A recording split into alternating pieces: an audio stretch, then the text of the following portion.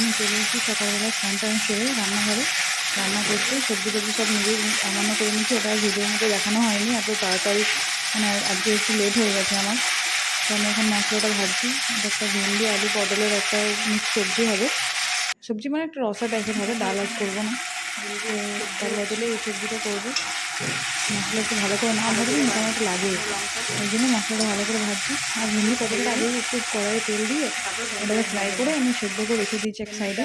এই যে সেদ্ধটা কাঁচা কলা ভেন্ডি পটল আলু দিয়েছি। পেঁপে থাকলে ভালো হতো, পেঁপে ছিল না, তো এটা দিয়ে ভাবলাম একটু করে দিয়ে। রেগুলার ডালটা ভালো লাগে না, এই পাতলা মশলা দিয়ে একটা পাতলা মতন একটা তরকারি করেছি।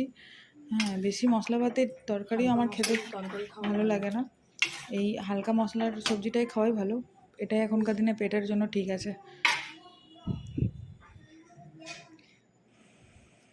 এখানে আমি রেখে দিয়েছি, এখানে পোস্ত আছে, একটু সর্ষে আদা শুকনো লঙ্কা জিরে। এটা একটা পুঁই ডাঁটার চচ্চড়ি করবো, তো তার জন্য এটা রেখে দিয়েছি। মিক্সি আছে, তবু মিক্সিতে আমার বাটতে ভালো লাগে না, শিলনোড়ায় মানে এটা খাওয়ার টেস্টই আলাদা, তাই আমি শিলনোড়াতেই মশলাটা আমি ইয়ে করি। আর এখানে সবজিটা মনে হচ্ছে হয়ে গেছে, ফুটে গেছে। সবজিটা একটু একটুখানি ইয়ে করে একটু সবজিটা গেলে নামিয়ে রেখে দেবো, কেন কি সবজিটা মনে হচ্ছে হয়েই গেছে, ঠিকঠাকই আছে। হ্যাঁ, আর বেশি হলুদ কালার ভালো লাগে না, এমনি লাল হালকা মানে লাইট কালারটাই ঠিক আছে।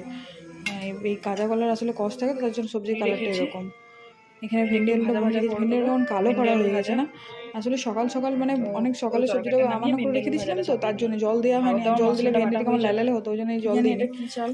এখানে এক সাইডে অন্ন চাপিয়েছি, তো অন্যের জন্য চালটা আমি ধুয়ে নিচ্ছি। এই চালটা আসলে আমার মানে জেঠুর বাড়ি থেকে এনেছিল, তার জন্য মানে চালটার মধ্যে মানে সে হয় না একটা গ্রামে যেরকম মানে অরিজিনাল যে চালটা থাকে, সে কুড়ো মানে কুড়ো বলে যেটাকে, মানে সে ধান হয় যখন ধানের ওই সেই ডাস্টটা ওটা লেগে থাকে।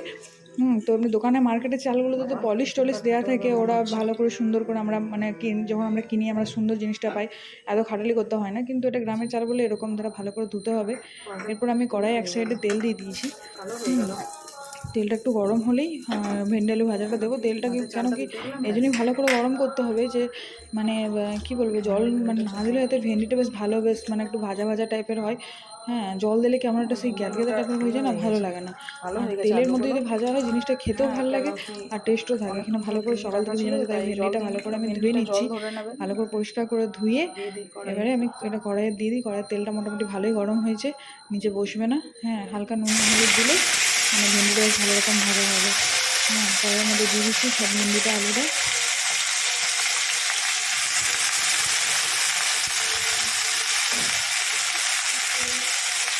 ভেন্ডি আলুটা সব দিয়ে দিয়েছি। আলুগুলো ধুলাম বলে তো আসলে আমাকে পরিষ্কার হয়েছে না, তো আলুগুলো একদম কালো কালো হয়ে গেছিলো, বাপরে বাপ, এত কালো ভালো লাগে না। একটু পরিষ্কার হয়েছে। আলু বুনিয়ে সবসময় আলু জল দিয়ে রাখতে হয়, তাহলে কি আলুর মধ্যে যে কষ্ট থাকে না ওটা বেরিয়ে যায়। অনেক সময় শুনেছি নাকি আমি যাদের আবার সুগারও থাকে তাদের আবার যদি মানে কী বলে ওটা, যদি সেদ্ধ করে জলটা গেলে ফেলে দেওয়া হয় তাহলে নাকি সুগার হয় না। তো যাই হোক, আমি এখন ভেন্ডির মধ্যে একটু হলুদটা দিয়ে দিই, সামান্য পরিমাণে হলুদ, বেশি হলুদ আবার কিন্তু বেশি হলুদ ভালো লাগে না, হালকা মতন হলুদটা দিয়ে একটু নাড়াচাড়া করে এবার অল্প পরিমাণ মতো নুনটা দেবে। হ্যাঁ, আমার বেশি নুনও ভালো লাগে না, আমি নুন তেল মশলা এগুলো সব একটু কমই পছন্দ করি। ঝাল মিষ্টিটা আমার তো বেশ খাবার, বেশি নুন দেবো এর মধ্যে। নুনটা দিয়ে এবার এটাকে ঢাকা দিয়ে দেবো, হালকা নেড়ে করে, যাতে মানে জল দেবো না, এমনি এটা তেলের মধ্যে এটা মানে এই নুনটা বেশি হয়েছে, নুনটা ভাপেতেই ঢাকা দিলে ভাপে এটা ভাজা ভাজা হয়ে যাবে, এটা খেতেও ভালো লাগবে। এখানে আমি এক সাইডে ভাজবো মানে ইয়ে করেছি, অন্ন বসিয়ে দিয়েছি, অন্নটা মনে হচ্ছে হয়ে গেছে, কিন্তু মনে হচ্ছে আরেকটু হবে, এখন নতুন চাল তো বোঝা যাচ্ছে না। এখানে ভেন্ডি আলু ভাজাটা হয়ে গেল আমার আবার। হ্যাঁ, আর বেশি কিছু রান্না বাকি নেই, ভেন্ডি আলুটা হয়ে যাবে, ভগবানের সেবা হয়ে গেছে, আমি রান্না করছিলাম। এখানে ভগবানকে দর্শন করতে নিয়ে এলাম তোমাকে, রান্নার ফাঁকে একবার ভগবানকে দর্শনটাও করিয়ে দিই, কেন ভগবানের সেবাটাই করাই দরকার। পুজো হয়ে গেছে, দেখো আজকে ভগবানকে সিম্পলি সাজানো হয়েছে, অল্প পরিমাণে ফুল ছিল, ফুল আজ বেশি ছিল না।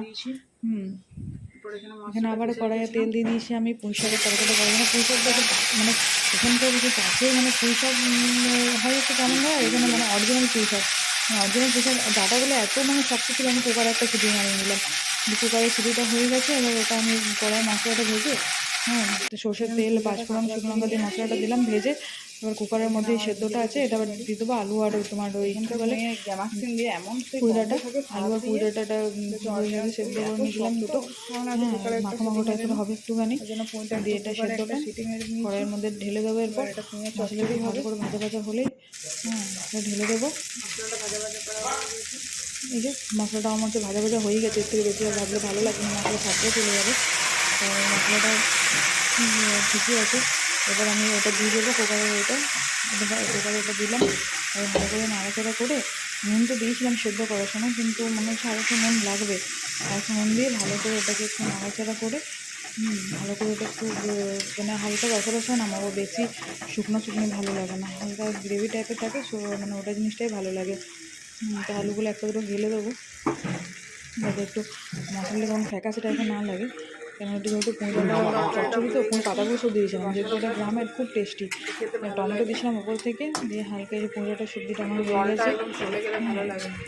আমার মনে হয় যে রান্না এক গাদার পদ করে কোনো লাভ নেই, অল্প পদ করা হোক কিন্তু সেটা সঠিক করা হোক, টেস্ট করা হোক, মানে যাতে একটা দিয়েই মানে খাওয়াটা হয়। বেকার অত রান্নাবান্না করার কোনো মানে হয় না। রান্নাবান্না হয়ে গেছে, এবার এখানে চলে এসেছি আমি, সব কিছু গ্যাস ট্যাস পরিষ্কার করে চলে এসেছি। এবার এখন ছেলেটাকে পড়াবো, এখন আমাকে বললাম যে পড়ছিস ঠিক আছে, তো একবার গানটা তুই কমপ্লিট করে নে, কমপ্লিট হয়ে গেলে গান কমপ্লিট করে দেবো। তারপর ওদিকে কোনো জিনিসটাই কমপ্লিট করে না, সপ্তাহে একটা দিন তাও পারে না করতে। বললাম যে গানটা গান বসে যদি আমার সামনে গানটা থাক, আমি চলে গেলে তো আবার গানেরও 12টা বেজে যাবে।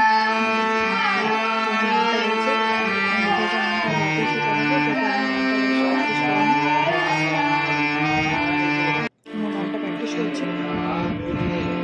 ওইটা খিদে পেয়ে গেছে, মাকে বললাম মা ভোগটা লাগাও। মা এখানে ভোগটা নামিয়ে দিয়েছে ছেলেটার প্লেটে, এবার ওই ভোগের প্লেটটা তো ওই খাই। এবার আমরা সবাই ভাবলাম খেয়ে নিই, কেন অনেক বেলা হয়ে গেছে। এখানে আমি চলে এসেছি অফিসে, এবং অফিসে আমি রাতের বেলায় আমার রাতেরবেলায় সন্ধ্যেবেলায় আসলে রাত বলছি, সন্ধ্যেবেলায় আমরা হঠাৎই আমাদের কিছু খেতে ইচ্ছা হলো, তাই আমরা সিঙ্গারা চাচির দোকান থেকে সিঙ্গারা আর কী বলে ওটাকে ধোকলা নিয়ে আসা হয়েছে। ধোকলা আর সিঙ্গারা খাবো। আজকে অফিসে কমজন আছে, তাই আমরা এটা আনা করলাম, পয়সাটা একটু সেভ হলো। হ্যাঁ, তো এখানে 4টে ধোকলা আনা করিয়েছি, তো আর এখানে বাকি 3টে সিঙ্গারা আছে, সিঙ্গারা উইথ চাটনি আর তার সাথে ধোকলা। তারপর দেখো চাচির দোকান, সকলের পুষ্টির চাচির মিষ্টির দোকান। চাচির আমি আসলে নিরামিষ খাই, তো মানে কোথাও আমার বিশ্বাস হয় না, চাচির দোকানটা মানে আমার একটু বিশ্বাস আছে চাচির দোকানে।